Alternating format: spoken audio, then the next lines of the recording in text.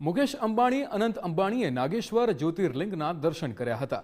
Reliance ઇન્ડસ્ટ્રીઝના chairman Mukesh Ambani અનંત અંબાણીએ દર્શન કર્યા હતા। ત્યારે મુકેશ અંબાણી અનંત અંબાણીએ નાગેશ્વર મહાદેવની આરતી પણ કરી હતી। શાસ્ત્રોક્ત વિધિ મુજબ વિશેષ પૂજા અર્ચના કરવામાં આવી હતી। તાજેતરમાં જ અનંત અંબાણીએ જન્મદિવસની પણ ઉજવણી કરી હતી।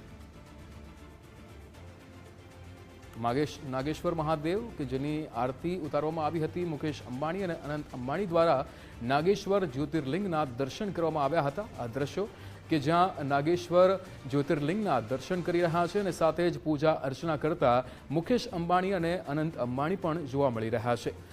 ઉલ્લેખનીય છે કે થોડા દિવસ પહેલા જ અનંત અંબાણીનો જન્મદિવસ પણ હતો અને જે નિમિત્તે અહીંયા પૂજા અર્ચના કરવામાં આવી હતી। નાગેશ્વર ધામના દર્શન કરવામાં આવ્યા હતા। જ્યોતિર્લિંગના દર્શન કરીને આરતી પણ ઉતારવામાં આવી હતી। શાસ્ત્રોક્ત વિધિ મુજબ અહીંયા વિશેષ પૂજન અર્ચન કરવામાં આવ્યું હતું અનંત અંબાણી અને મુકેશ અંબાણી દ્વારા। ત્યારે અનંત અંબાણીના જન્મદિવસ નિમિત્તે અહીંયા મહાદેવની આરતી ઉતારવામાં આવી હતી।